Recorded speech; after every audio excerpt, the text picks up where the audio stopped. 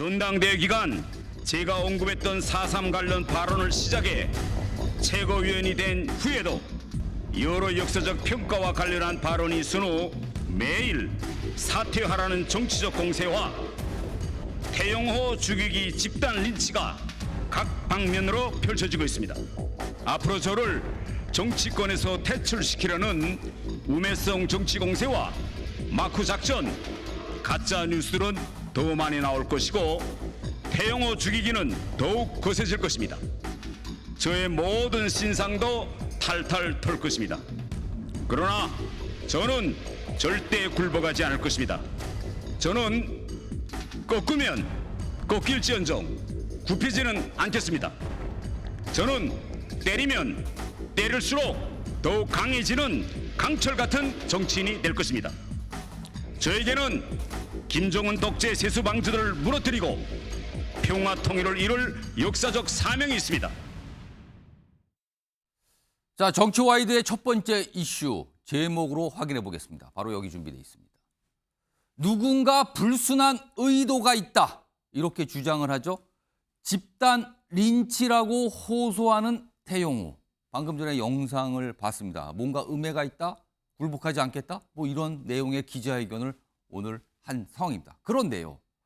태영호 최고위원과 관련해서는 앞서서 공천 등등등이 거론되는 녹취 음성, 녹취록이 큰 파장을 났잖아요. 그런데요. 오늘 한 가지가 더해졌습니다. 화면으로 보겠습니다. 후원금 얘기가 나옵니다. 여기 보면은요. 뭐 기초의원 등등 하죠. 여기 태영호 의원의 지역구에 있는 기초의원들로부터 1년간 후원금이 건너갔다. 뭐 쪼개기로 갔다. 이런 보도, 의혹 보도 내용이 나온 상황입니다. 그러니까 뭔가 상황이 하나가 더 더해진 상황이거든요. 오늘 기자회견은 이런 내용까지 해명을 했는데 일단 악의적인 왜곡 보도다. 자발적 후원한 것이다. 뭐 이런 설명을 내놨습니다. 오늘 기자회견에서 이 내용과 관련해서 설명을 좀 해놨어요. 태영호 최고위원이요. 들어보겠습니다. 후원금 모금과 관련하여서는 단 하나의 오점이 없이 당당하다는 것을 이 자리에서 밝힙니다. 시, 구 의원들의 후원은 쪼개기에 해당하지도 않으며 시, 구 의원들이 언론에 자발적으로 후원한 것이라고 밝혔습니다. 특히 공천 헌금이라는 오해를 피하고자 저는 오히려 지난해 지방선거를 앞두고 예비 후보들이 낸 후원금을 반환하기도 하였습니다. 저는 태영호 TV 유튜브 채널을 통해 다수 소액의 원칙에서 매해 1억 5천만 원의 후원금을 미달한 적이 없었고 수천 명의 후원자들은 제가 한 번도 본 적이 없는 전국에 계시는 소액 후원자들입니다.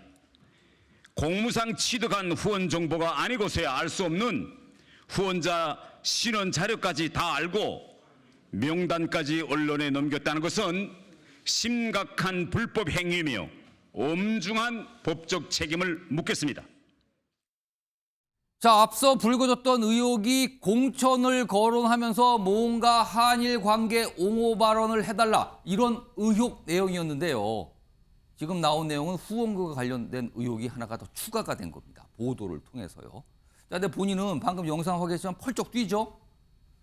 지금 후원금 있었는데 이거 쪼개기 해당 안 된다. 그리고 자발적으로 낸 거다. 그러니까 한마디로 말씀드리면 문제 없다라는 오늘 해명을 내놨어요. 이 얘기는 아마 좀 진행이 돼서 뭔가 좀 알아보고 하는 관계가 있을 것 같은데요. 자, 이런 상황에서요. 이 내용 이전에 앞선 사안과 관련해서 당 내에서 약간 쓴소리들이 좀 나왔습니다. 그 내용 좀 들어보겠습니다.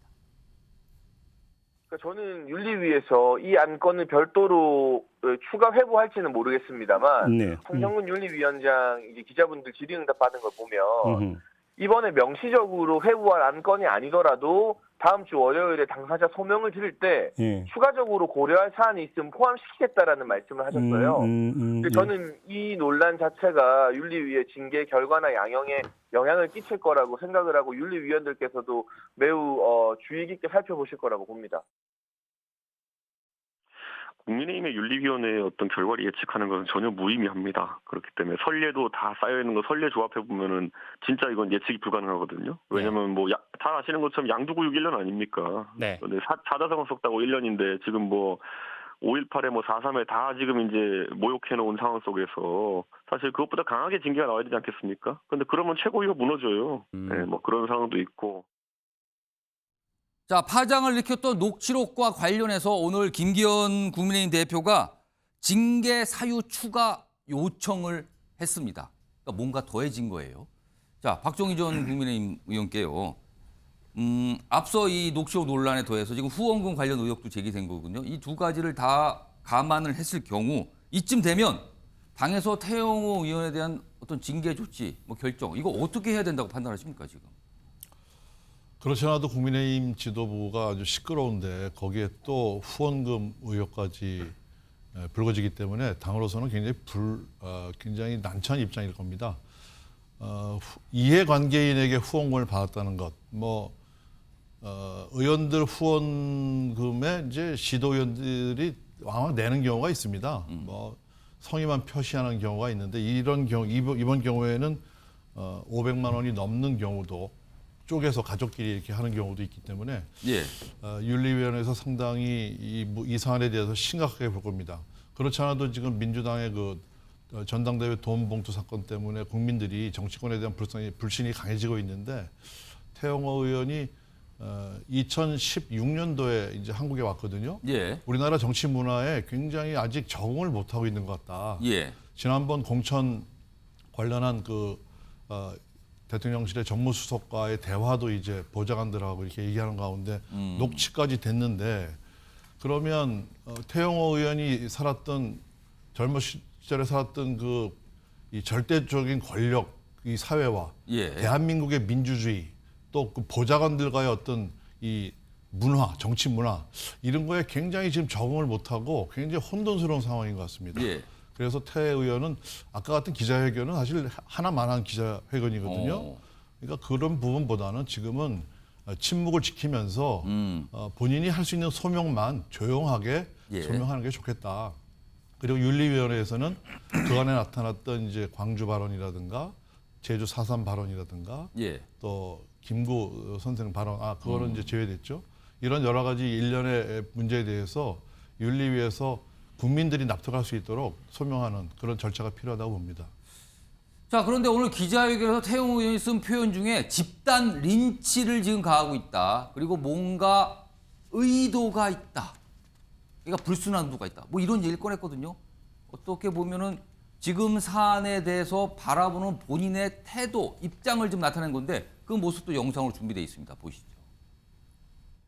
오늘 난 정무수석이 들어가자마자 정무수석이 나한테 오늘 서로 발언을 그렇게 하냐. 민주당이 한일관계 가지고 대통령 공격하는 거 최근에 적어서 한마디 말하는 사람은 된다고 나 그런 식으로 최고위하면 안 돼. 바로 이진복 수석이 이야기하는 거여서 내가 그래서 앞으로 이거 최고위원 발언할 때 대통령실에서 다 들여다보겠다 지금. 당신이 공천 문제 때문에 신경 쓴다고 하는데 당신이 최고위에 있는 기간에 마이크 줬을 때 그 마이크를 잘 활용해서 매번 대통령한테 보고할 때 오늘 이렇게 쓴다고 정상대로 들어가면 공천 문제 뭐 신경 쓸 필요도 없어. 그래서 내가 이제부터 일단 정신부터 들더라고 이진복 수석이 나한테 그렇게 좀 약간 다 걱정하는 게 그거잖아. 그렇게 하면 재선이냐 강남 가서 재선이냐. 오늘도 내가 그거 이진복 수석한테 강남에 재선 되느냐 안 되느냐.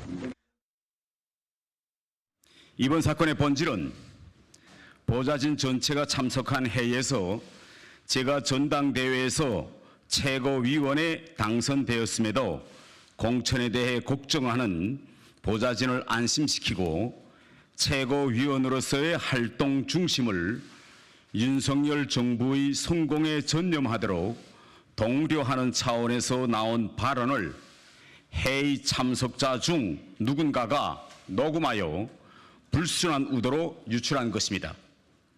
다시 한번 이진복 대통령실 정무수석과는 최고위원 발언 방향이나 공천에 대해 그 어떤 대화도 나누지 않았다는 점을 분명히 밝힙니다. 김영주 전 의원님, 앞서서 공개가 됐던 녹취록에도 들어있는 내용 중에 하나가 보좌진들을 안심시키기 위해서였어요. 오늘 기자회견에서 나온 설명도 보좌진을 안심시키려고 했다. 공천과 관련해서. 네. 이거거든요. 자, 보좌진이 그렇다면 공천에 대해서 굉장히 불안해하고 걱정을 했다는 거잖아요.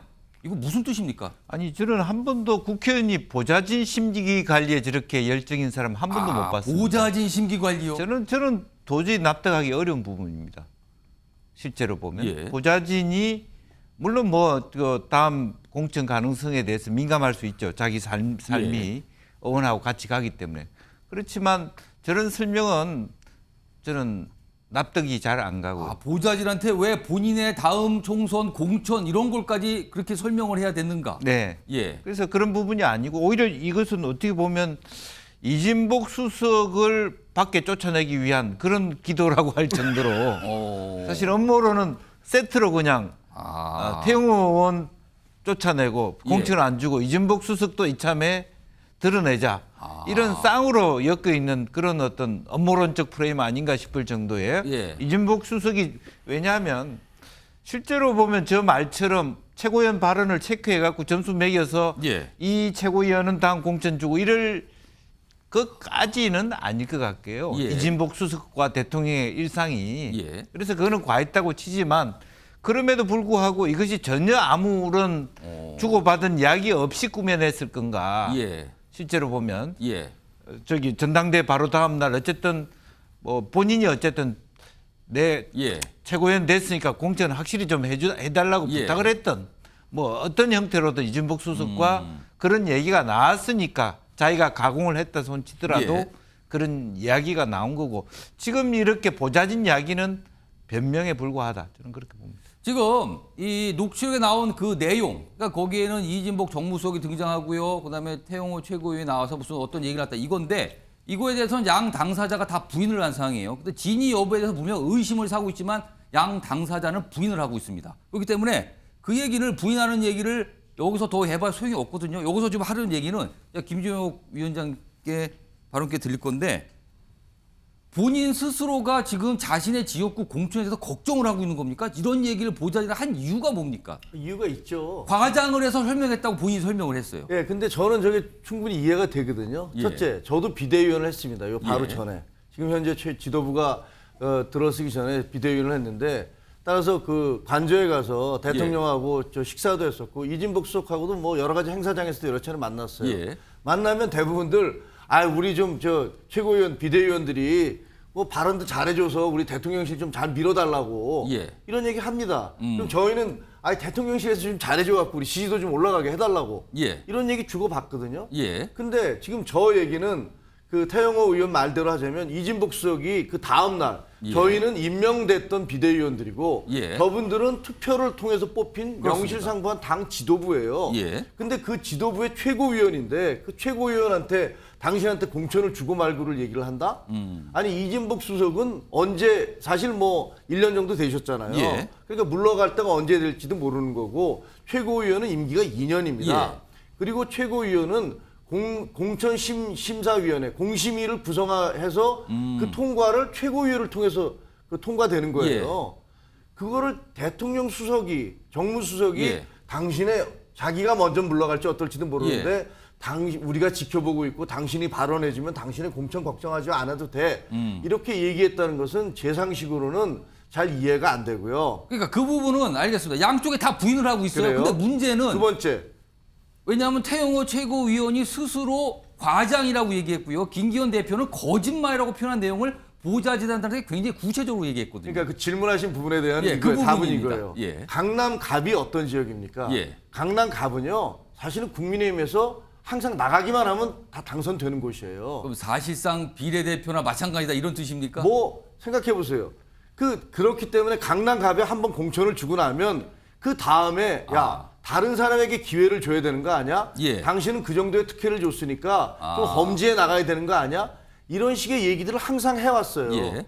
사실 제가 저 얘기를 하는 거는 태영호 의원이 4월 중순쯤인가가 제 고향 병 지역에 와서 강연을 한 적이 있어요. 예. 통일 강연을 했어. 당연하고 저녁을 같이 먹었는데 그때 시도위원들이 같이 밥을 먹으면서 이분이 그러는 거예요. 제가 아유 그 태 의원님은 예. 강남이니 공천만 되면은 당선이 되니까 뭐 예. 더구나 이제 최고위원 되셨고 그러니까 그 공천 걱정도 없겠고 좋으시겠어요 했더니 저 전혀 자신 못합니다.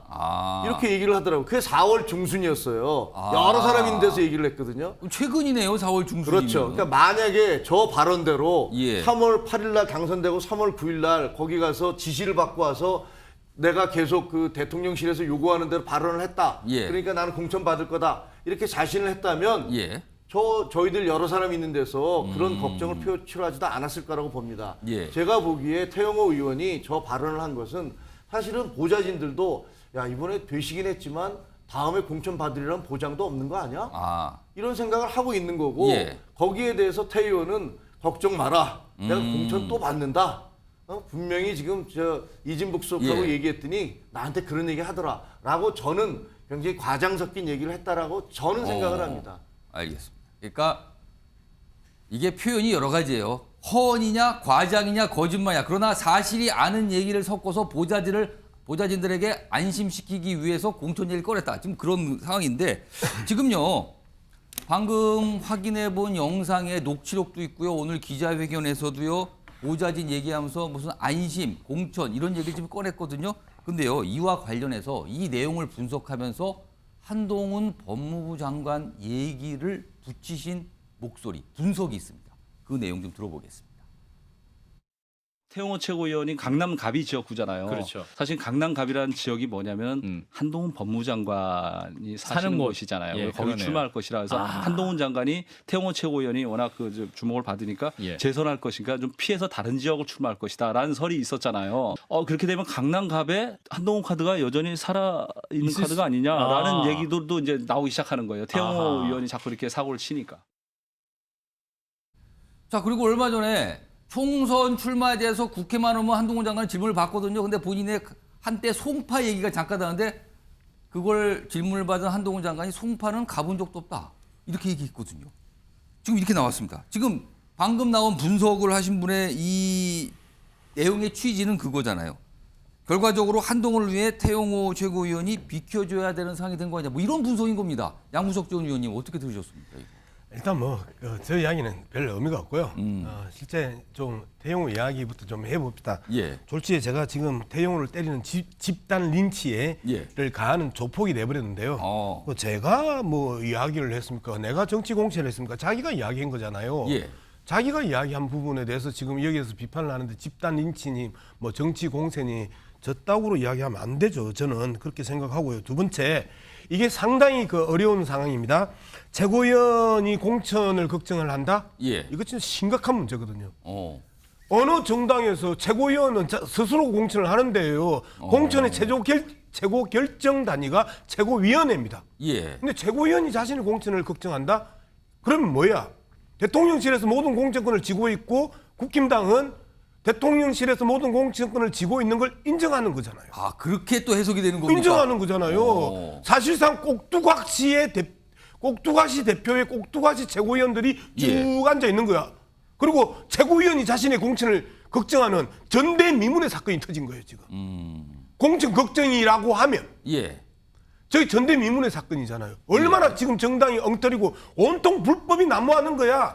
대통령실에서 지금 정치에 개입하고 정당에 개입한다고 하는 이야기를 하는 거예요. 저 이야기가. 예. 이런 부분을 지금 이야기를 하는데 정치 공세니 집단 린치니 이런 이야기를 하고요. 그다음에 김기현 대표 이야기가 재밌습니다. 오늘 그 김종혁 위원장이 이야기를 하면서 적극적으로 예. 태영호 의원을 이제 그 방어를 했는데 어제까지만 해도 김기현 대표가 뭐라고 이야기하냐면 자기가 아니라고 그랬잖아. 아니라고 그러는데 왜 그래? 예. 어제 그렇게 이야기했어요. 그런 반응을 보였죠. 오늘은 뭐라고 이야기했어요? 병합해서 판단하겠다고 이야기를 해요. 예? 더 이상 김기현 대표도 저 녹취록을 들어보고 그다음에 그 이런저런 이야기들을 들어보니까 방어할 수 없는 상황이 온 거야. 예. 방어할 수 없는 상황이 오니까 이 부분을 징계위원회에 병합해서 판단하겠다고 이야기를 한 거예요. 예. 그러면 태영호의 태도는 아까 박정희 의원이 말씀하셨던 대로 자기는 지금 나와가지고 정치 뭐 집단 린치니 정치 공세니 뭐 잘했다고 자기가 지금 저기 나와가지고 저런 소리를 해. 알겠습니다. 그냥 딱 찌그리고 죄송합니다. 잘못했습니다. 예. 하면 되지. 그리고 쪼개기 예. 이야기는 나중에 할 거죠. 알겠습니다. 오늘 뭐 쪼개기 얘기는 앞에 다 포함된 거니까 됐습니다. 야, 지금 박종희 전 의원께서 발언기 요청하셨는데 자, 국민의힘 소속이니까 지금 양무석 전 상임위원이 지도부가 꼭두각시임을 증명하는 모습이 나타났다 그랬어요. 이거 어떻게 들으셨습니까? 소리를 질러고 저 깜짝 놀랐습니다. 예. 근데 그 제가 이제 관행으로 보면 예. 최고위원 모두 발언을 하지 않습니까? 어. 그 전당대회 끝나고 바로 모두 발언이 태영호 의원 발언을 제가 보니까 하나만한 발언을 했어요. 오. 그러고 이제 아마 용산에 가서 이 인사를 했을 겁니다. 예. 정무수석하고 이제 대화를 하다가 그거를 그 다음에 가서 전달하는 과정에서 보좌진하고 얘기하던 것이 이제 그 보좌진 누군가 녹취를 해서 지금 그렇게 추정이 드러나온 되는 거죠. 그런데 아마 제가 볼 때는 그랬을 거예요.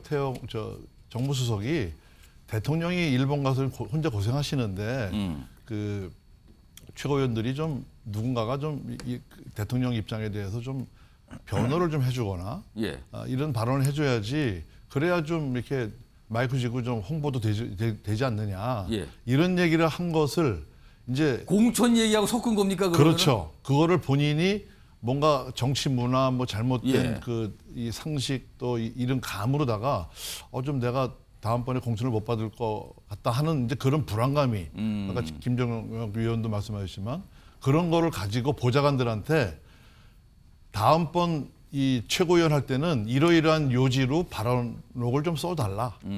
그런 얘기를 하는 과정에서 이진복이 소환이 된 것 같습니다. 이 공천은 제가 옛날에도 이제 공천관리위원도 해봤습니다만 예.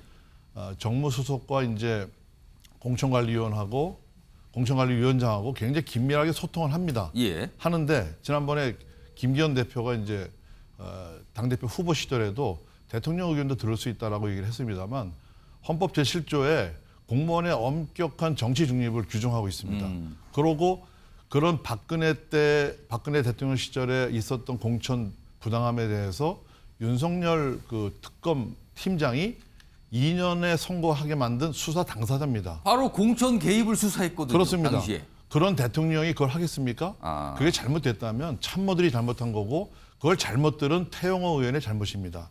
알겠습니다. 그래서 저는 아까 우리 양문석 의원이 말씀하신 대로 꼭두가시다 이런 거는 아직은 아니고요. 이 당 체제가 지금 좀 불안하고 여러 가지 시끄러운 가운데 계속 태영호 의원이 강남갑에서 이런 사고를 치기 때문에 예.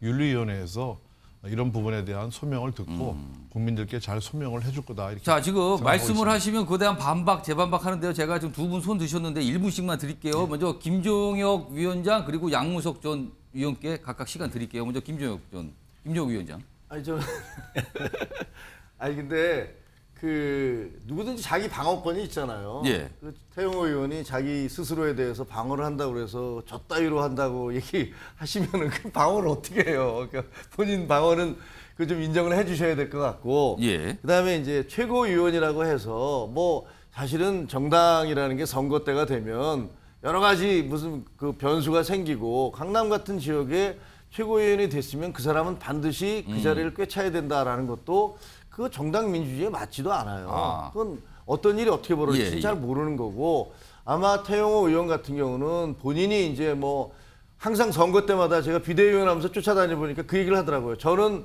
여기에 아무런 연고도 없고 아는 사람도 예. 없습니다. 이러면서 굉장히 자기는 뭐 홀로 있다라는 얘기를 계속 하는데 그런 부분에서 본인이 야 내가 선거로 최고위원이 됐지만 뭐 지금 우리 저 보좌관들도 불안해하듯이 내가 어떻게 될지도 몰라. 뭐 이런 생각을 했을 수도 있겠죠. 그러니까 아직 이게 뭐 확정되지 않은 부분들인데 그거를 가지고서 이렇게 단정해서 그게 있을 수 없는 일이다. 절대로 무슨 최고위원이 공천을 걱정을 하는 것은 예. 정당이 개판인 것이다. 이렇게 얘기하는 건 좀 과하신 게 아닌가 이런 생각이 듭니다. 예, 양무석 전 의원 두 분께서 반박을 하셨어요. 아니, 근데 이제 말씀하시죠. 그 논리적으로 따지면 예. 그 김종혁 위원장 이야기도 논리적으로는 그 존재가 가능해요. 그런데 예. 현실 정치에서 최고위원회가 최종적으로 공천을 결정을 하고 그리고 역대 최고위원이 그 공천에 떨어진 사례가 없어요. 한국 현대사에서. 그렇다면 지금 이제 그런 상황에서 그러면 양무석 전 의원님 지금 민주당 소속이신데 민주당의 지금 최고위원분들은 사실상 공천이 확정된 걸로 보십니까? 저는 그렇게 봐요. 아. 사실상 공천을 최종 결정하는 사람들이 예. 그 자리인데 아. 그렇기 때문에 그 정치를 조금만 알면 이제 이런 논리가 있었음에도 불구하고 이런 이야기를 할 수가 없는 거고요. 예. 두 번째 이진복 수석을 이제 지키고자 하는 이제 그 피난하는 노력들이 곳곳에서 이루어지고 있는데 이진복 그 수석이 그렇게 이야기해요. 공천을 해줄 위치에 있지 않다라고 예. 이야기하는데요. 공천을 해줄 위치에 있지 않죠. 뭐라고 이야기를 했냐면 대통령에게 정상적으로 보고가 들어가면 이라는 단어를 써요. 대통령에게 정상적으로 보고가 들어가면 공천 걱정하지 예, 마라. 녹취록에 그 내용이 나옵니다. 근데 여기에서 내용이 아주 심각합니다. 대통령이 공천권을 쥐고 있는 거야 지금. 그죠? 그 흐름에 보면 당연히 맥락이 이진복은 자기가 공천권을 그 줄 위치가 아니에요. 그리고 대통령이 하는데 정무수석이 어디 그 공천권을 좌지우지해라고 지금 빠져나간 거예요. 예. 그런데 그러면 대통령이 공천권을 쥐면 박근혜한테 2년 때린 윤석열 이 중수부장은 어떻게 돼요? 어떻게 돼? 공천 개입이죠? 그리고 불법이죠? 지금 이 문제예요. 자, 그다음에 계속해서 거짓말이냐 과장이냐 예. 이야기를 하는데 거짓말이냐 과장이냐라고 이야기하기가 상당히 어려워요. 뒷이야기가 너무 구체적이에요. 그죠? 예. 구체적인데 저런 구체적인 내용을 갖다가 보좌진한테 설득을 하려고 대통령한테 그 정상적으로 보고가 들어가면 공천 문제 없대야 이런 이야기를 해요? 아니죠. 알겠습니다. 그렇기 때문에 굳이 억지로 방어하지 말고 빨리 문제를 수습하려고 하면 태영호와 이진복을 예. 탈당시키고 그다음에 이진복은 그 해임시키고 하는 게 수순이다. 내는 충고를 갖다가 국힘당이 잘 안 해주는데 오늘 그냥 기분 좋아서 하나 해줍니다. 알겠습니다. 지금 당사자 2명이잖아요. 근데 뭐 절대 아니라고 서로 부인을 하는 상황이에요. 네. 일단 그렇게 했고 오늘 태영호 최고위원은 기자회견을 통해서 다시 한번 그 부분을 강조하는데 그런데요. 오늘 태영호 최고위원이 본인이 한 말, 이 녹취록, 녹음이 되고 유출이 된 거거든요. 이거에 대해서 끝까지 색출을 하겠다고 밝혔습니다. 오늘 기자회견에서. 그런데요. 이와 관련해서 국민의힘 인사 중에 한 분이 지금 태영호 의원실 분위기를 전한 목소리가 있습니다. 들어보겠습니다. 태영호 의원실 이제 전현직 관계자들한테 전화해서 물어봤는데 그러니까 왜 녹음을 하냐 물어봤더니 보통 의원 그 태영호 의원실은 그러니까 의원께서 말씀도 많으시고 또 대북 정책 관련해 가지고 이제 말씀을 발언들 많이 하시다 보니까 보좌진들이 그것을 빼놓지 않기 위해서 녹음을 하는 경우가 많다라고 하더라고요. 얘기를 들어보면 네. 아마 지금 굉장히 어수선한 상태인 것 같고 왜냐하면 서로 지금 의심하는 상황 보좌진을 특정하지 못하고 그래서 마피아 게임을 하는 것 같다라고 표현을 하던데 그 보좌진들 사이에서. 마피아 게임이라는 건 결국 한 명 나올 때까지 계속 뭔가 찾아낸다는 뜻인데 김영준 전 의원님 예. 지금 이 상황에서 누가 녹음하고 유출했는지 이게 찾을 수 있습니까? 글쎄요, 뭐 어떻게 찾겠습니까? 태용 의원은 이거 끝까지 아까 이게 무슨 의도가 불순한 의도가 있다 그런 얘기를 하면서 끝까지 찾겠다 그랬어요. 근데 사실 보니까 저도 뭐 정확하게 모르겠습니다만 어쨌든 태영호 의원실이 보좌진의 자정 조처가 있었던 것 같아요. 그러니까 이제 실제로 중간에 만약에 나간 사람이 했다 그러면 예. 더 찾기가 어렵지 않겠습니까? 이미 뭔가 저지른 사람은 나가 있는데 남아 있는 사람을 다 달달 볶아서 이게 나올 수도 없고 물론 남아 있는 사람 중에 하나 있고 아까 잘 얘기했습니다만은 이게 불순한 의도에 의해서 녹음이 된 게 아니고 예. 태영호 의원이 뭐 보통 의원들이 상당히 구구절절히 주문을 많이 하니까 잊어버리지 않기 위해서 녹음하는 경우가 있을 수 있어요. 아까 김용태 전 최고위원은 네, 그런 저는 설명을 한 일리가 거죠. 있다고 봐요. 예. 그런 일리가 있는데 다만 이제 그런 상태에서 예컨대 부당한 압박을 받았다든지 우리가 알 수 없는 그런 신경의 변화로 인해서 이게 자연스럽게 유출될 수 있는 과정이라고 보여집니다. 처음에 불순한 의도로 녹음되지는 않았으나 예. 예를 들면 일을 열심히 하기 위해서 의원님의 말씀을 잊어먹지 않기 위해서 다 체크하는 과정에서 생겼지만 너무 부당한 일을 뭐 다양한 일을 시키다 보니까 실제로 의정 활동과 무관한 그런 일을 하다 보니까 사람이 이거 뭐 하는 짓이야 뭐 이런 식의 어떤 생각의 변화가 있을 수 있다. 그리고 저는 저렇게 색출이 쉽지 않을 것이다 그렇게 보여집니다. 예, 김재욱 위원장 근데 말씀하시죠. 저는 이제 어제 예. 그 얘기를 들었어요. 어떤 얘기를 들었냐면 이게 누가 그걸 유출했어? 막 이렇게 예. 얘기들을 물어볼 거 아니에요. 그렇습니다. 그랬더니 그 태영호 의원실에 그 비서관들이 뭐 자주 이직을 한답니다. 그 얘기를 하더라고요. 근데 사실 그 의원실에 예. 운전기사나 그 직원들이 자주 이직을 한다는 얘기는 예. 문제가 있다는 얘기거든요. 대부분. 그래서 저는 그런 줄 알았어요. 그래서 아마 그런 이 자진 이직이 있었으면 거기에 누군가 불만을 품어서 그걸 녹음을 하고 있다가 어떻게 해서든지 저 사람을 공격하려고 예. 이걸 그 전달한 모양이구나 이렇게 생각을 했는데 지금 이쪽에서 나온 태영호 의원실에서 나온 주장을 보면 지난 1년 동안 면직이 한 건도 없었다. 스스로 다른 의원실로 옮겨간 비서관은 오늘 기준으로 1명이다. 이렇게 얘기를 하고 있어요. 그러니까 잦은 이직이 없었다는 설명이네요. 그거는. 그렇죠. 그럼 예. 그러면 어저께 그 국회의원 회관을 중심으로 해서 일제히 돌았던 그 소문은 도대체 뭐냐? 저는 그게 좀 이상하더라고요. 예. 그래서 아마 지금 저 태영호 의원이 오늘 이렇게 기자회견을 하면서 이렇게 나에 대해서 갑작스럽게 후원금을 낸 사람들의 계좌가 예. 공개가 되고 그다음에 뭐 마치 우리 보좌진들이 계속 무슨 떠나고 있다라는 식의 얘기가 나도는 것은 예. 누군가 의도적으로 나를 지금 공격하고 있는 게 아닌가 이렇게 주장하는 것 같아요. 예. 그러니까 제가 어저께 들은 얘기와 오늘 들은 얘기를 예. 종합을 해보면 그렇다는 거죠. 아직은 조금 더 시간이 흘러야 될 것 같아요. 흐르면 좀 더 명확하게 소명해 보이거든요. 이런 상황이고요. 일단 태영호 최고위원과 관련된 내용은 이런 상황인데 지금요. 국민의힘 윤리위원회 징계 절차가 개시된 분이 또 한 분 계십니다. 김재원 최고위원이거든요.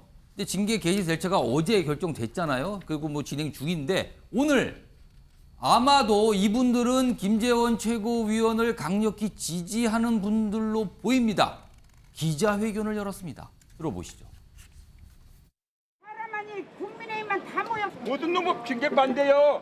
국민의힘 김재원 최고위원의 징계는 정당성이 없습니다. 징계할 경우 야당과 좌파 언론의 파상 공세가 뒤따른다는 것은 자명합니다.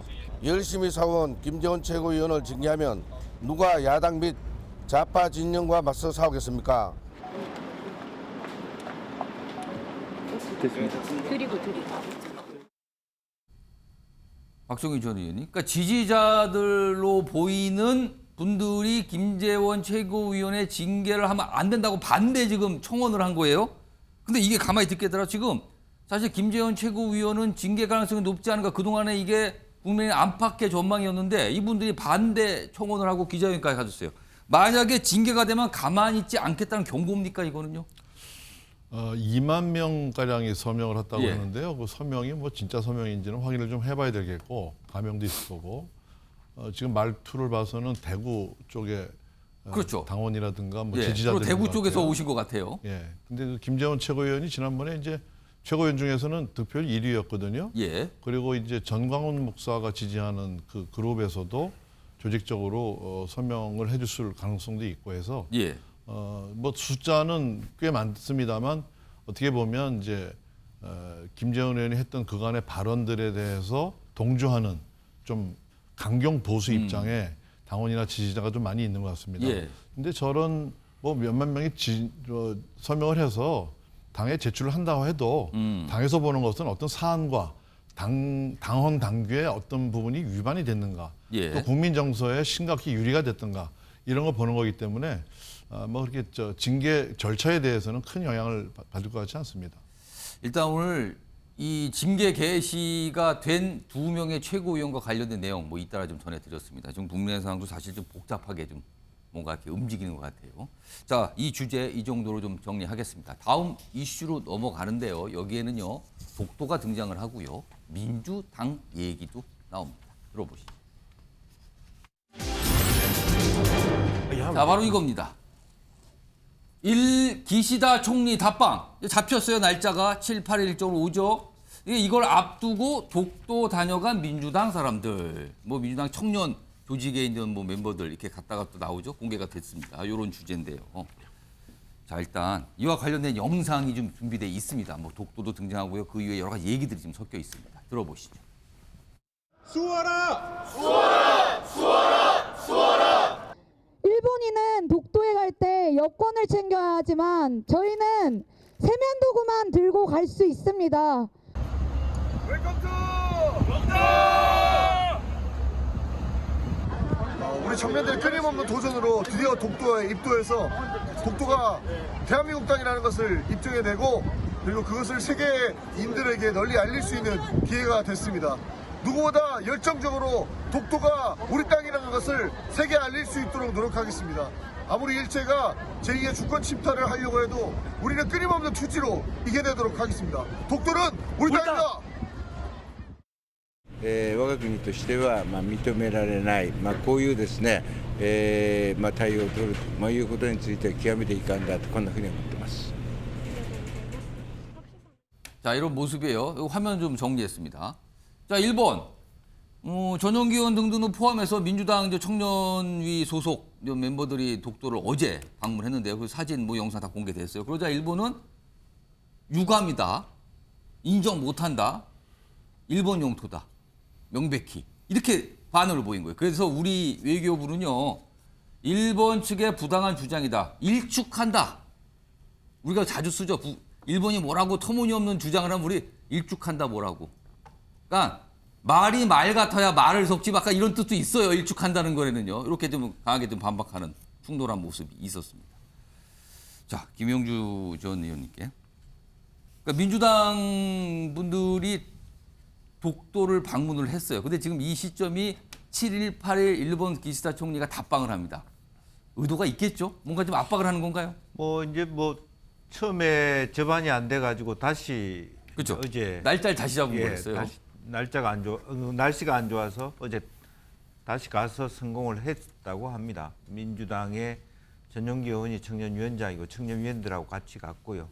그것은 일상적인 어떤 최근에 들어서 윤석열 정부가 너무 지나치게 말하자면 일본 기시다 정부에게 좀 굴욕적인 저자세의 외교를 했기 때문에 근데 그런 부분에 대하여 조금 일본이 그러한 관점으로 기시다의 방문이 이루어져서는 안 되겠다. 우리의 자존감과 우리의 주권의식을 좀 높이는, 제고하는 그런 부분이기 때문에 실제로 우리 외교부도 정당하게 우리 영토임을 선언하고 주권국가로서 얘기를 할 수 있고 따라서 기시다가 온다 하더라도 이 부분을 가지고 논의할 수 있는 것은 아니라고 생각합니다. 그래서 이것은 그냥 큰 이슈화 될 것도 없고 우리나라 사람이 우리 독도가 하는 것이 무슨 문제가 되겠습니까? 그렇죠. 네. 우리 영토인데. 그런 정도로 받아주면 좋을 것 같습니다. 자, 그런데 이 사안을 놓고요. 정치권에서 시간을 또 거꾸로 돌립니다. 11년 전으로 2012년 여름이었습니다. 당시에 이명박 전 대통령이 독도를 방문했거든요. 그리고 이에 대한 당시 민주당의 반응, 입장도 좀 있었습니다. 들어보시죠. 대한민국 영토에서 동해에서 동부 쪽 가장 먼 거리에 있는 우리 영토입니다. 독도는 우리 영토를 지키고 있는 여러분들이 영토도 지켜주시고 또 환경도 지켜주는 그 양쪽 지킴이가 됐으면 좋겠다는 생각하고. 느닷없이 또 독도를 방문하셔서 한일 관계를 이렇게까지 악화시킨 대통령이 없습니다. 우리는 일본하고는 불가근 불가원이라고 함께 할 수밖에 없으면서 늘 대립하는 그런 관계인데 이미 우리가 스스로 우리 영토로 이미 확보하고 있는 독도를 강조해서 방문함으로써 오히려 자칫하면은 국제 분쟁으로 이게 비화될 수 있는 그런 계기를 만들지 않기를 진심으로 바라는 차원에서 제가 말씀을 드리는 겁니다. 김주혁 위원장. 네.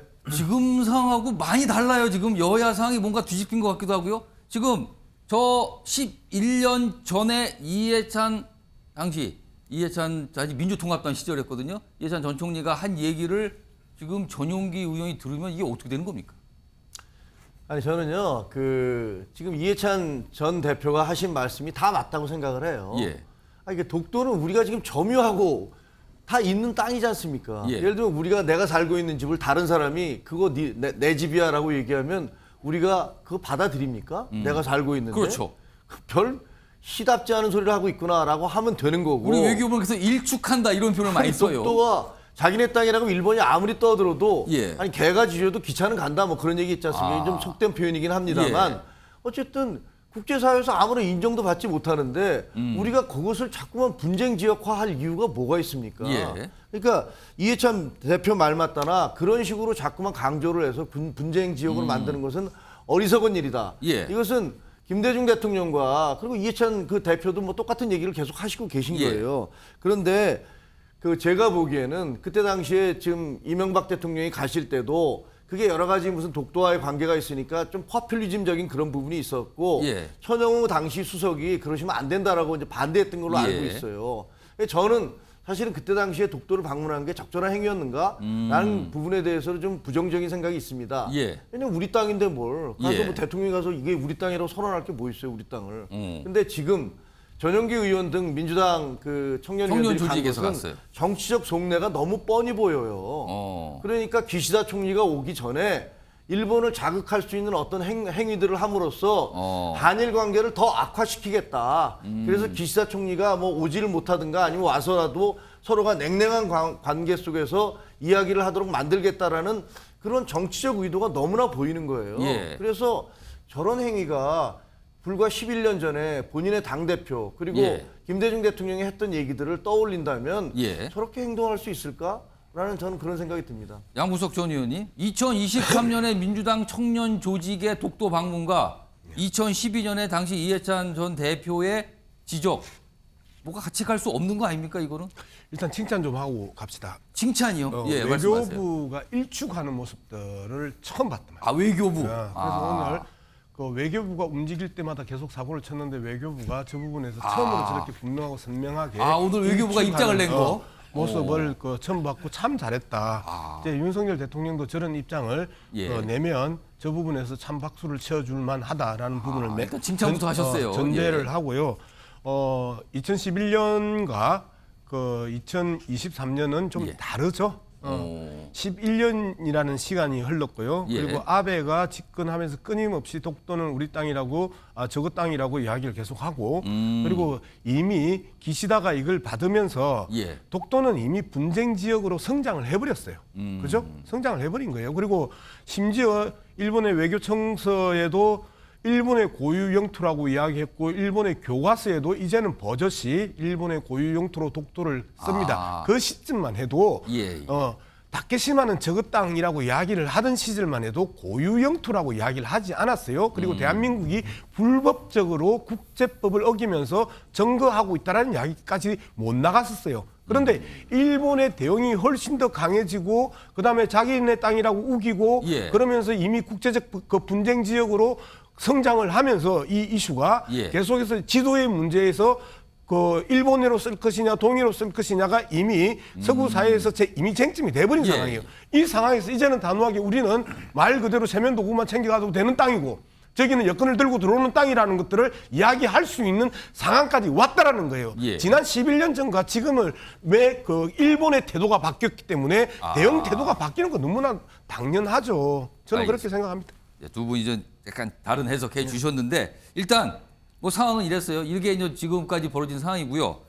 자, 오는 7일, 8일 1박 2일 일정으로 기시다 일본 총리가 방한을 하는데요. 이와 관련된 어떤 발표 내용도 있고요. 반응도 있습니다. 들어보시죠.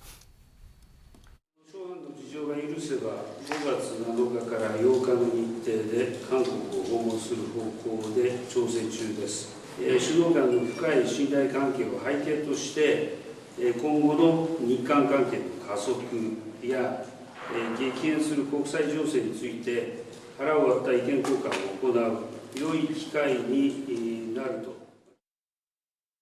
기시다 일본 총리가 이번 주말 방한합니다. 이번 한일 정상회담만큼은 굴욕으로 점철된 지난 정상회담의 과오를 되풀이하지 않기 바랍니다. 또 다른 일본 포주기, 일본 호갱 외교를 우리 국민은 용납하지 않으실 것입니다. 자, 우리로서는 방한하는 기시다 총리, 뭔가를 좀 갖고 왔으면 하는 바람이 분명히 있죠. 일본도 그걸 생각하고 있는지는 모르겠습니다만. 그리고요, 이 방한과 관련해서 오늘 뭐 기사 내용 중에 이런 게 있는데 이걸 화면으로 좀 정리했는데 이겁니다. 윤석열 대통령이 일본을 방문했을 때 어떤 대접을 받았는데 상징적인 게 바로 이거 오므라이스였잖아요. 굉장히 오래된 노포에서 나왔다는 이 오므라이스 3월이고요. 그리고요, 기시다 일본 총리가 오면 지금 준비하고 있다는 게 이런 게 지금 보도를 통해 나오고 있는데 숯불 불고기 대접을 하지 않을까라는 게 얘기가 나오고 있어요. 오므라이스, 숯불 불고기. 뭐 두 나라를 상징하는 음식이라고도 할 수 있을 것 같습니다. 아무튼 이런 보도까지 있는데 자, 이 얘기를 하려는 게 아니고요. 김병주 전 의원님하고 박종희 전 의원님께 방한하는 기시다 일본 총리에게 우리가 꼭 이번에 받아야 되는 것 이게 있다면 무엇일까 합니다. 그걸 하나씩만 좀 얘기해 주시면 좋겠는데 먼저 김병주 전 의원님 이번에 기시다 총리가 뭘 갖고 와야 됩니까? 우리 입장에서는. 뭐 우리 국민들의 자존감을 인정하는 또 그동안에 이제 그 매우 추상적인 차원에서의 말하자면 그 전에 했던 합의 정신을 개선한다 하는 것들을 좀 더 구체적으로 실제로 뭐 이 김대중 오부치 선언을 언급하면서 그냥 과거의 것을 개선한다 이 차원이 아니라 구체로 과거에 무엇인지를 아주 콕 집어서 그 내용까지 거론을 좀 해야 된다 이 말씀입니까? 그렇게 하고 실질적으로 뭐 예를 들면 제3자를 통한 뭐 말하자면 그 구제의 차원이라 하더라도 관계가 있다 하더라도 최소한 1N이라도 일본 정부와 또 일본의 뭐 저기 신일본 제철이라든지 관련 기업들이 뭐 바로 직접적인 징용 피해자에게 하지는 않더라도 한일 미래재단이라도 상징적으로 100N이라도 주는 어떤 금전적인 성의를 조금이라도 보여야 된다. 네, 그래야지 우리하고 뭐 포스코랑 같이 뭘 한다. 그것도 10분, 100분 양보해서. 그런 부분이 의제에 빠져 있다 그러면 사실은 이것이 오히려 우리에게는 지금 뭐 핵 관련된 그런 어떤 그 NCG에 관련해서 오히려 일본이 왜 미국하고 한국하고 둘만 하느냐? 일본도 끼어들자. 혹은 뭐 삼중수소 관련돼서 오염된 수산물 아무 문제 없으니까 먹어라. 이렇게 우리에게 굉장히 짐만 덮어지우는 그리고 한편으로 보면 사실은 그 블랙리스트로 인해서 우리 기업만 고통받은 게 아니라 속으로는 일본 기업도 굉장히 고통받은 거거든요. 그렇습니다. 이번에 같이 많은 재계 인사들이 온다는 것은 이참에 일본 재계의 소원 수리를 하겠다는 뜻이거든요. 그것이 정말 윈윈할 수 있는 것인지를 봐야 될 것 같습니다. 자, 박종희 전 의원님께서는 기시다 일본 총리 이번에 우리를 위해서 뭘 가져와야 된다고 보십니까? 지난번 윤석열 대통령의 일본 방문 때 이제 우리가 많이 내줬다. 이 국회 제1당의 대표가 호갱 외교라고 표현을 했는데요. 그 부분에 대해서는 참 좀 격에 안 맞는 이런 발언이다 하는 말씀을 드리고요. 이번에는 굉장히 실질적인 그 우호 협력 체제를 계승을 해서 지금 가장 어려운 게 안보 문제 아닙니까? 이 안보 문제에 대해서 그 한미일 공조가 지금 이루어지고 있는데 한일 간에 좀 삐걱대는 부분이 지소미아입니다. 그 한일 군사정보 보호협정 이것에 이제 완벽한 복원이 이번에 꼭 돼야 됩니다. 일본에서도 지금 북한에서 미사일 쏘고 있을 때 공습 경보를 발령하느냐 안 발령하느냐 같은 문제로 온 국민이 공포에 떨고 있거든요. 얼마 전에 일본도 좀 실수를 했죠? 네네. 그러니까 이런 부분에 대해서 명확한 선을 좀 그어야 된다. 그리고 두 번째는 지금 그 소부장을 중심으로 한 일본의 그 우리 한국에 대한 수출 심사 우대국 화이트리스트라고 하죠. 이것이 지금 완벽하게 복원이 안 됐습니다. 그래서 한일 기업 양국의 기업들이 전부 다 고통을 겪고 있는데 지금 그 반도체 글로벌 공급망 때문에 한미일 공조가 굉장히 필요하고 미국과 중국 간의 대립이 격화되고 있는 가운데 한국과 일본 간의 긴밀한 공조도 필요합니다. 그래서 이런 안보와 경제라는 실질적인 협의를 통해서 이런 분위기가 성숙된 다음에 정치적인 문제로 이제 진출을 해서 우리 김영주 의원이 얘기한 대로 그런 부분이 좀 이번에 마무리가 됐으면 싶은 그런 기대를 갖고 있습니다. 김정욱 의원님. 제가 좀 들은 얘기인데요. 이번 관련해서 그러니까 기시다 총리가 오는데 이거는 저희 쪽에서 요구해서 이렇게 앞당겨진 게 아니랍니다. 일본 쪽에서 서둘러서 오고 싶다라고 얘기를 했다는 거예요. 그럼 뭔가 아쉬운 게 있다는 소리입니까? 뭐 그러니까 그 제 대표적인 얘기가 한미 정상회담에서 도대체 무슨 얘기를 한 거냐 두 정상이. 그게 궁금하다. 그리고 예를 들면 지금 뭐 워싱턴 선언을 했는데 또 막전 막후라든가 그 다음에 우리가 NCG를 만들었잖아요. 뉴클리어 컨설턴시 그룹을 만들었는데 그 외교 관계자들 얘기 들어보니까 저희가 사실은 쿼드에 들어가고 싶어 했대요. 그러니까 미국, 일본, 인도, 호주가 쿼드를 만들어서 협조를 하고 있는데 우리 쪽이 들어가려고 하니까 일본 쪽에서 아니 뭐 우리 일단 이 4개국이 이걸 공고화한 다음에 들어오세요 하면서 좀 부정적인 입장을 내요. 사실상 반대를 한 셈이네요, 그러면. 사실상 그랬던 예. 거죠. 근데 사실 오면서 우리 쪽에서는 이제 NCG 그룹을 통해서 혹시 너희들도 여기 들어오고 싶어? 그러면 우리도 쿼드하고 바터를 하지. 뭐 이런 얘기들도 좀 있는 모양이에요. 그래서 사실은 이제 외교적인 문제에서는 그런 거고, 그다음에 이제 경제적으로도 저희 아까 뭐 두 분 다 말씀해 주셨지만 기시다 총리가 와서 한국에서 윤석열 대통령이 그 미국에서 담대한 제안을 해서 굉장히 붕지에 몰리고 있다라고 얘기를 했었잖아요. 실제로 그런 일들이 벌어졌고, 그러니까 거기에 대한 어떤 뭔가의 좀 뭐랄까 보상, 응답 이런 게 있지 않을까를 기대는 합니다. 어떤 게 있을지는 저는 모르겠습니다. 알겠습니다. 지금 뭐 나오는 거는 오므라이스를 숯불 불고기로 뭐 대접한다 이건데, 사실은 뭐 이런 걸 포함해서 실질적으로 우리에게 도움이 되는 뭔가를 기시다 총리가, 그리고 우리 국민들이 원하는 그 무언가를 기시다 총리가 좀 갖고 와줬으면 하는 바람이 좀 있는데요. 지금 아마도 며칠 안 남아서 물밑에서 굉장한 조율들이 있을 것 같아요. 지금은요. 기다려 보도록 하고요. 다음 주제 역시 좀 준비되어 있는데요. 제목으로 확인해 보겠습니다.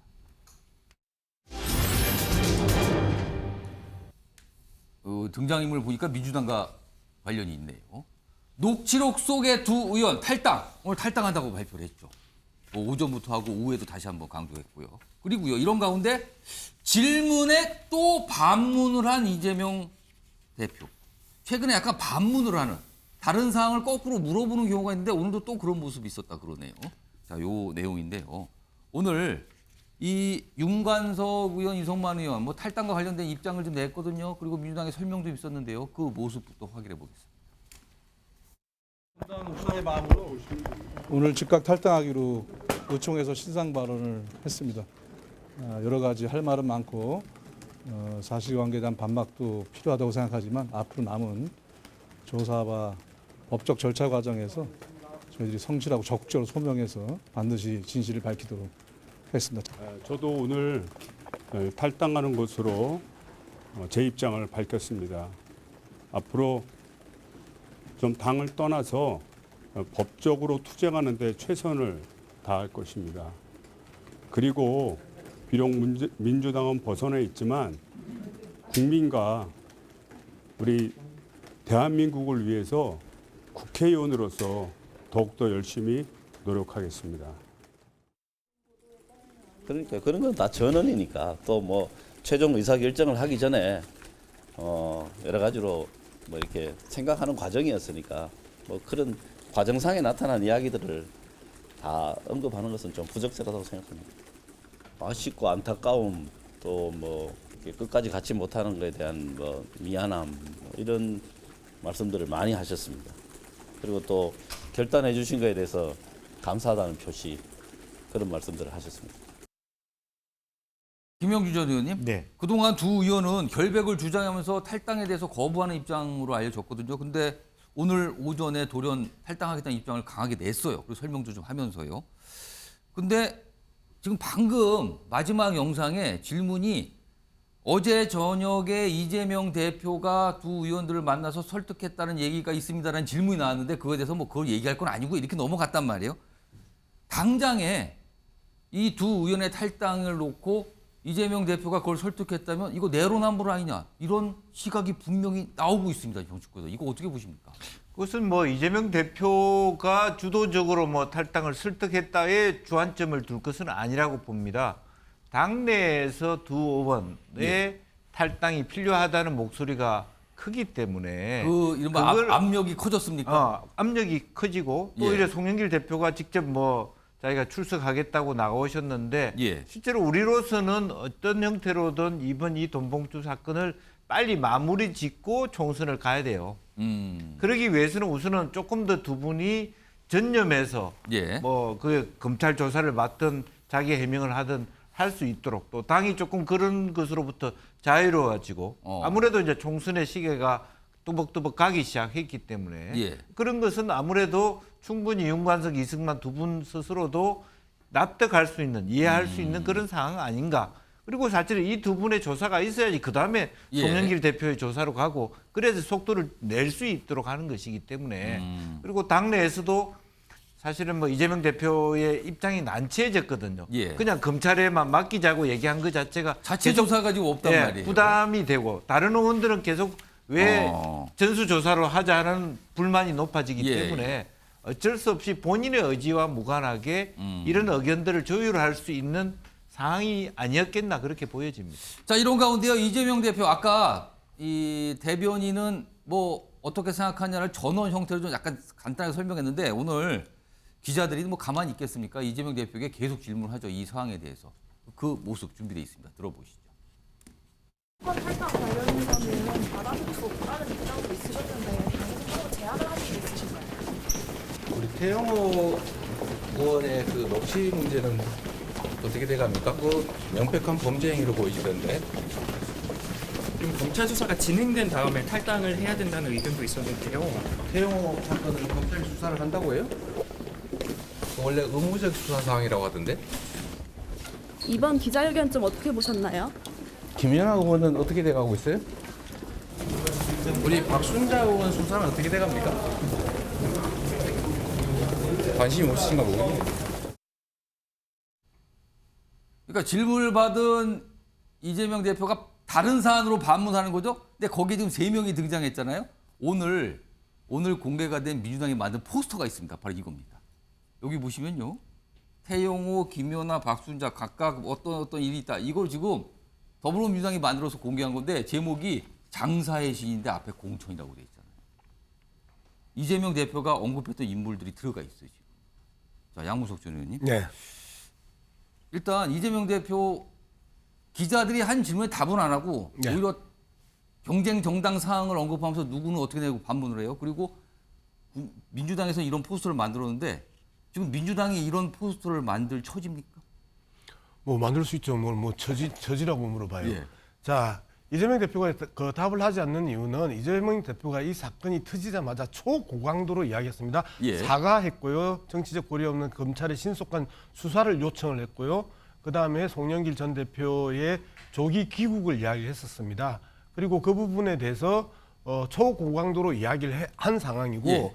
그 중간중간에 이 당내 반격 그 세력들이 계속해서 왜 자체 조사 안 하냐라고 징징거리기 시작을 해요. 그런데 자체 조사를 초기에 이야기를 만지작거렸었잖아요. 그랬더니 셀프 조사에 셀프 면죄부를 주려고 저러는 거 아니냐라는 그 내부 공격들과 외부 공격들이 있었단 말이에요. 그럼 깔끔하게 정치적 고려 없이 신속한 검찰 수사를 요청하겠다고 바로 요청을 했었어요. 예. 최고강도로 이야기를 예. 초기에 다 해버린 거예요. 예. 그런 상황에서 또 이 한 2주 동안 이와 관련됐던 그 대표의 메시지가 나오지 않자 또 당내에 반격 세력들이 또 그렇게 이야기를 해요.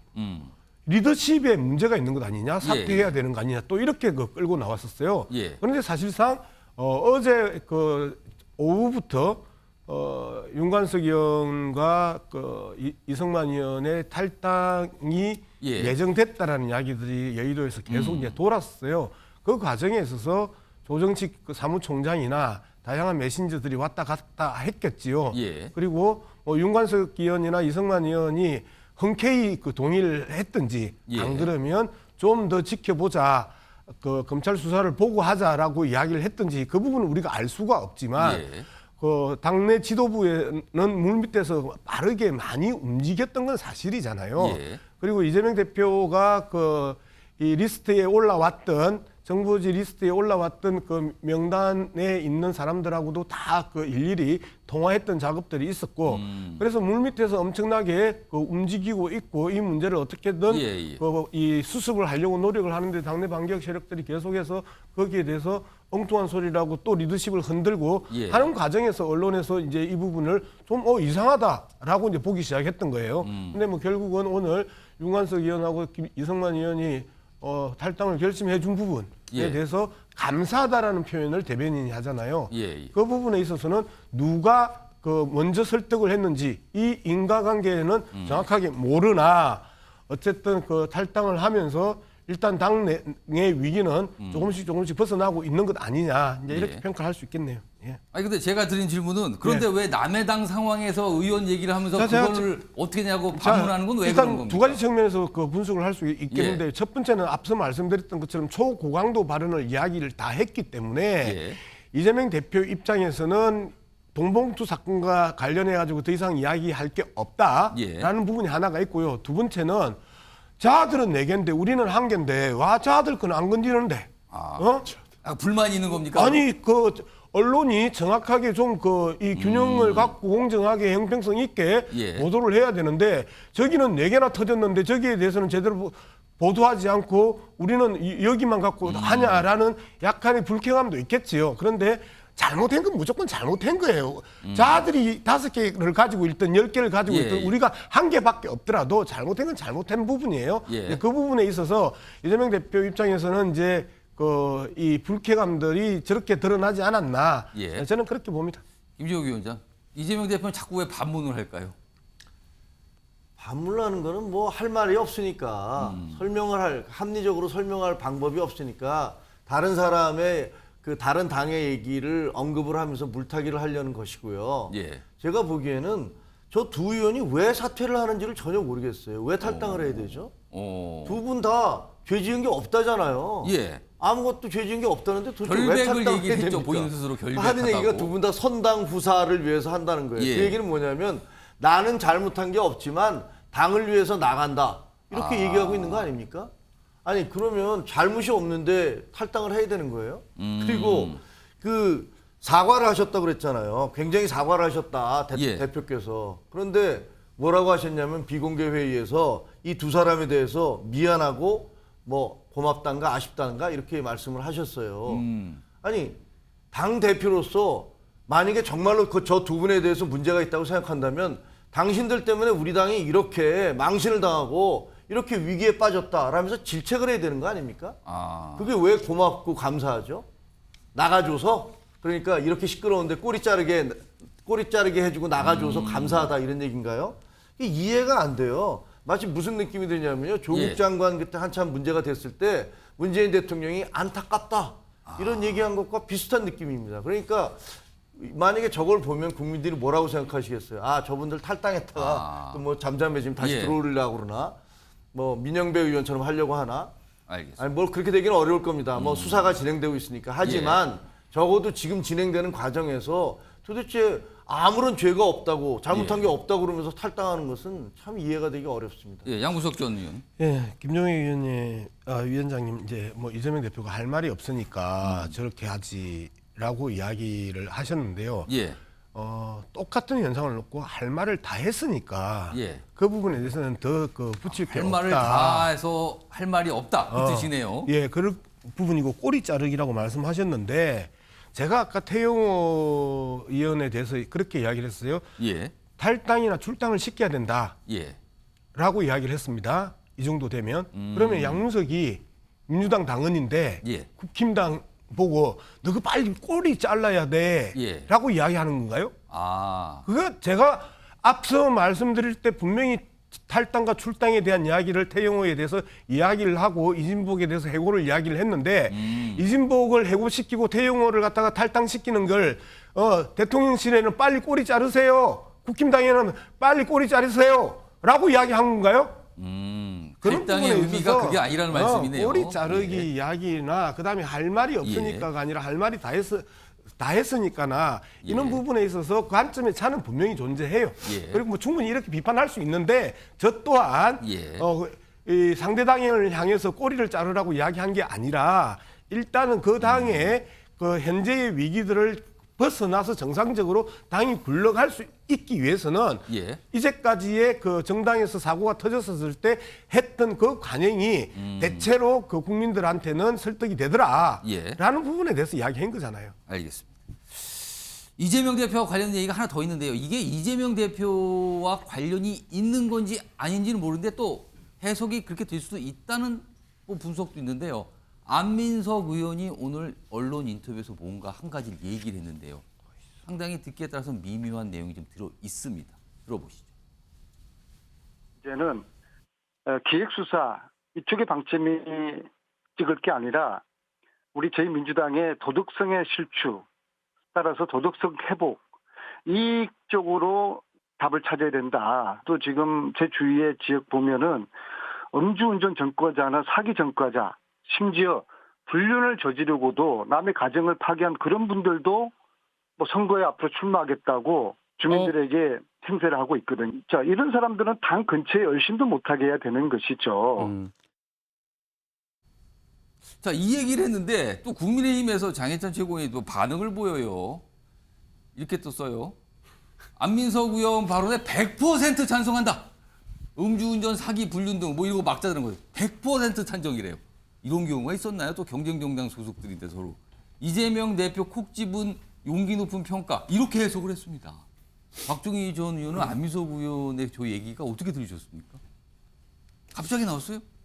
글쎄요, 그 음주운전은 있는 것 같고 제가 이재명 의원 출마할 때 공부를 보니까 음주운전 있다 그래요. 두 개 중에서 하나는 분명히 있는데 사기를 그 공직자 사칭한 거로 사기로 봐야 되는지 그거는 명확히 모르겠습니다. 안민석 의원은 제가 볼 때는 뭐 콕 집어서 얘기한 건지 모르지만 지금 민주당의 그 전반적인 분위기, 돈봉투 전당대회 하면서 이제 내년 총선에 위기가 오는 거기 때문에 굉장히 따끔한 소리를 한 것 같습니다. 근데 지금 민주당에서 제가 보면 이 돈봉투 사건에 대해서 어떤 정치 공세다, 뭐 정치 공작이다, 야당 탄압이다 이런 식으로 해법을 찾으면 저는 안 된다고 봅니다. 그리고 송영길 전 대표 좀 이따 얘기합니까? 그 얘기도? 송영길 전 대표 그 휴대폰 제출한 얘기 합니까? 아, 그거 그냥 포함해서 말씀하세요. 송영길 전 대표가 이제 검찰의 소환에 당당하게 응한다. 그리고 이제 어제 검찰청에 나갔는데 검찰이 무슨 편의점이나 카페도 아니고 부르지도 않았는데 나간다는 것도 이해할 수가 없고요.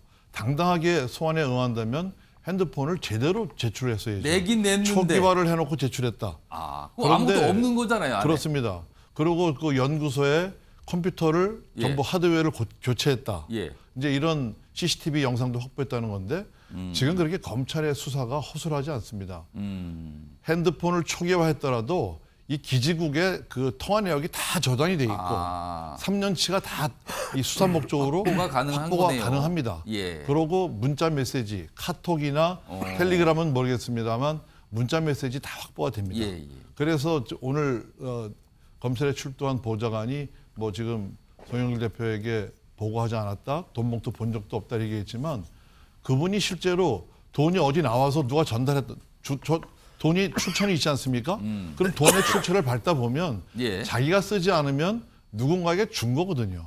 다 나옵니다. 근데 그런 부분들이 시간이 이제 검찰에서 참고인들, 피의자들을 조사를 다 해놓고 마지막에 송영길 전 대표를 부르려면 제가 볼 때는 적어도 한 보름에서 20일 정도의 시간이 소요될 텐데 그냥 검찰청에 나와서 자기 입장을 발표한 게 탈당했기 때문에 민주당 당사나 또 국회 정론관을 이용할 수 없어서 검찰청에서 어떤 입장을 발표한 건지 그건 모르겠습니다만 그 소위 68세대 운동권의 형이라고 맏형이라고 하는 송영길 전 대표의 모습으로는 참 보기가 안 좋았고요. 저는 이번에 이런 걸 보면서 저것도 선민의식이고 특권의식입니다. 어느 피의자가 검찰에 나가서 조사해달라고 얘기를 합니까? 그러니까 저분들 다 그런 건 아닙니다만 운동권에서 또 민주화 운동을 거쳐서 대학 총학생회장 거쳐서 이렇게 정치에 입문하신 분들이 보면 과거에 학교에 이 자판기라든가 이런 거 수입들 전부 다 가지고 말이죠. 뭐 MT 가고 또 민주화 운동도 하고 있으면서 특권의식에 꽉 차 있는 것 같습니다. 그래서 이런 부분들이 이번에 아주 적나라하게 보이는데 민주당은 어쨌든 이 부분에 대해서는 정치 공세니 야당 탄압이라는 얘기를 절대 꺼내면 안 됩니다. 알겠습니다. 김영주 의원님, 방금 전 주제 돌아가서 그러니까 공천과에서 뭔가 쇄신이 필요하다는 취지를 얘기하면서 갑자기 안민석 의원이 음주운전, 사기 등등등 이런 사람 출마하면 안 된다 이런 취지 얘기를 하거든요. 갑자기 듣기에서 굉장히 미묘하기도 한데요, 사실은. 지금 모든 정당에서 공천을 줄 때 그 정도의 정당용 범죄 소명 증명서를 떼오면 그게 다 걸러지지 않습니까? 근데 장해찬 최고위원은 이재명 대표 얘기를 꺼낸 이유는 뭡니까? 그거? 그래서 그거는 뭐 장예찬 최고위원의 어떤 재치겠죠. 저 안민석 의원이 전혀 의도하지 않았던 이야기인데. 의도 안 했는데 갑자기 엉뚱하게 튀는 겁니까? 그런 거죠. 사실은 뭐 안민석 의원이 이재명 대표 힘들라고 저런 얘기할 이유가 없는데 그것도 어찌 보면 이재명의 운명입니다. 그러다 보니까 전혀 의도하지 않은 얘기가 자기 이야기처럼 더덕더덕 여러 가지가 이전의 레코드가 붙어 있는 것이 현실이고 또 현재 조사를 받고 재판에 나가야 되다 보니까 그렇게 되는 건데 뭐 실제로 더 깨끗한 공천을 하자는 게 뭐 잘못한 건 아니죠. 그렇지만 어쨌든 뭐 여러 가지 어떤 저렇게 정치화, 개화되는 것은 바람직하지는 않다 그렇게 봅니다. 자, 뭐 이 주제 정치권 뭐 여야 좀 넘나들면서 다뤄봤고요. 다음은요. 최근에 많은 분들이 분노하시면서 관심을 갖고 있는 게 이 주가 조작 의혹 사태죠. 뭐 피해자 나오는데 문제는요. 이 주제가 피해자라고 주장하는 사람만 있고 책임자는 안 보인다는 거예요. 자, 이 주제로 넘어가겠습니다. 보시죠.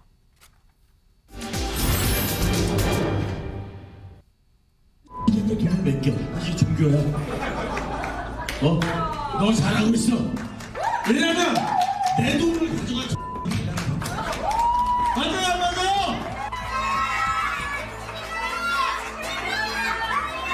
너 다음 달 말까지 한 달 딱 줄 거야. 수익률 원하는 만큼 안 주면 이거 다 내가 다 해결시킬 거야. 맞아요, 안 맞아요? 위대하라! 종교가 이렇게 탄생. 맞아, 안 맞아? 박종희 전 의원님, 지금 사실은 검찰에서는 엄정 처벌하겠다고 계속 얘기를 하고 있는데 지금요 이 사안에서요 모두가 다 피해자라고만 주장하고 누구 하나 책임이라고 하는 사람이 없어요. 더더군다나 지금 가수 임창정 씨도 사실 의심을 받고 있는 상황이잖아요. 지금 상황에서요. 이거 진짜 제대로 진실이 밝혀질까요? 어떻게 된 건지? 결국은 밝혀집니다. 이 사건의 핵심은 통정매매라는 것이죠. 그러니까 피라미드 판매하고 비슷하다고 보면 됩니다. 낮은 가격에서